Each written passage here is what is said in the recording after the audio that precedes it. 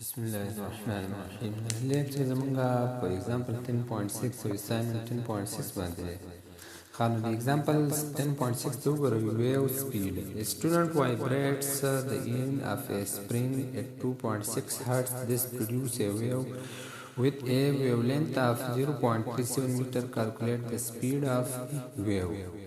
دا یو سټوډنټ دی دا د سپرینګ یو اینډ داسې کوي دا وایبریټ کوي او په دې کې فریکوینسي پیدا کوي 2.6 هرټز نو دا چې کومه دی کوم ویو پیدا کوي نو د دې ویولینث څومره دی 0.73 میټر دی نو د دې ویو څه معلوم کوي سپیډ معلوم کوي کیلکولیټ د سپیډ خان په ګیون ډیټا کې تاسو ولیکئ چې فریکوینسي اف راکړی دی 2.6 هرټز یا 2.6 پر سیکنډ دا شانت ویولنت لیمډا یې راکړی د 0.37 میټر ریکوایرډ ډیټا کې څه غواړي سپیډ غواړي نو په سلیوشن کې تاسو ولیکئ چې ایز وی نو v is equal to lambda f دا زموږ سره یونیورسل ویو ایکویشن دی کنه چې v is equal to lambda f اوس موږ له وی معلومول لیمډا مشته او فریکوینسي مشته دواړه ویډیو کې پوټ کړئ او کیلکولیټ کړئ تاسو له ریزلټ څه درکې ګوره د لیمډا په ځای تاسو ولګوئ 0.37 میټر ملټیپلایډ بای او د فریکوینسي په ځای ولګوئ 2.6 پر سیکنډ چې کله د لزر ورک انداز په ځای کې v is equal to 0.962 میټر پر سیکنډ ځکه میټر پر سیکنډ دا سره دا د سپیډ یونټ دی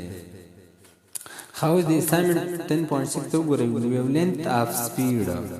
A sound wave of wavelength 1.6 crossing power minus 2 meter. Calculate the frequency of sound if its velocity is 343.4 meter per second. That was the sound of the wavelength rakada the 1.6 1.7 crossing power minus 2 meter. With the frequency malum kai the sound se malum kai frequency mein malum kai kachta the velocity sum rahi 343.4 meter per second. خانو تاسو په کیون ډیټا کې ولیکئ چې ویولنس لیمډا از ایکوال ټو 1.7 کراسټینګ پاور ماینس 2 میټر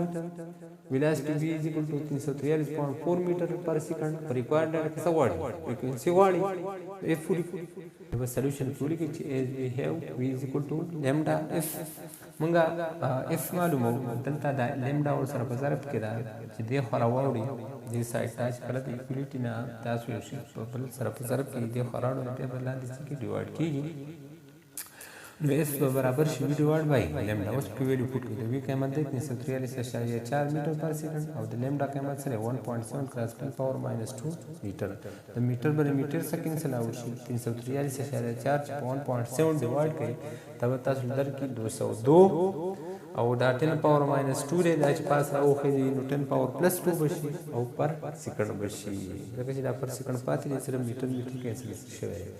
و دا خیال وکړئ دا پوینټ دلته دی 2 خواته را دی کنه دا به زه راوړم د اولنۍ نان زیرو ډیجټ ته ځکه دا ساینټیفیک نوټیشن ته دا به راشي 2.02 او کراس 10 پاور 2 دا دی او 2 مې دا راوړم چپ سایډ ته راوړم چپ سایډ ته راوړئ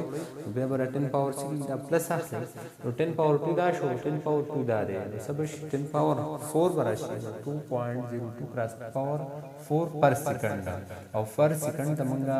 هرټز وو frequency will be 2.02 per aspect power 4 hertz per